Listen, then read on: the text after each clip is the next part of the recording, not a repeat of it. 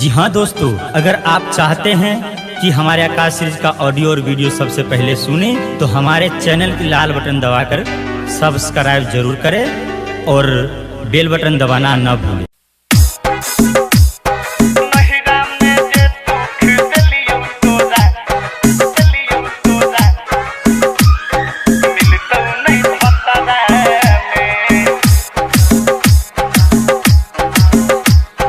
हमरा जे छोरी जान करबे बिया परी जेबे तू खतरा में। हमरा जे छोरी जान करबे बिया परी जेबे तू खतरा में। हे गे नहिरा में जे मजा दलियो तोरा उहाँ मिलतो नहीं भतरा में। हे गे नहिरा में जे सुख दलियो तोरा उहाँ मिलतो नहीं ससुरा में। बात नहीं मनबे हमर तू जान पड़ जेबे तू लफड़ा में। हे गे बात नहीं मनबे हमर गे गोरकी पड़बे तू लफड़ा में। आ नहिरा में जे मजा दिलियो तोरा उहाँ मिलतो नहीं भतरा में। हे गे नहिरा में जे सुख दिलियो तोरा उहाँ मिलतो नहीं ससुरा में।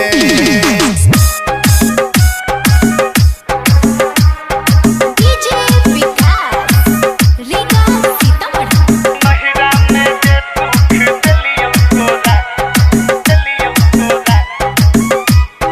मिलतो नहीं भतरा में।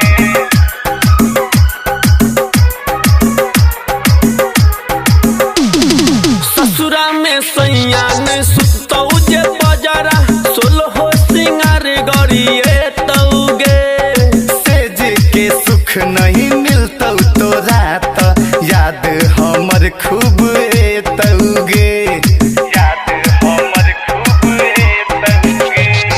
ससुरा में सैया ने सुतौ जे बजारा सोलहो सिंगार गरिए तौगे। सेज के सुख नहीं मिलतो तोरा त याद हमर खूब एतौगे।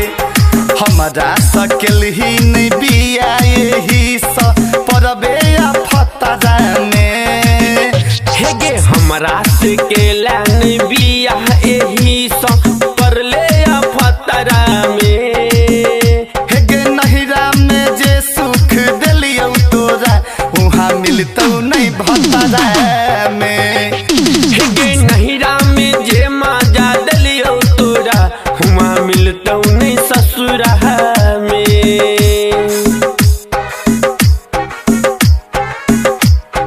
नहिरा में जे सुख दिलियो तोरा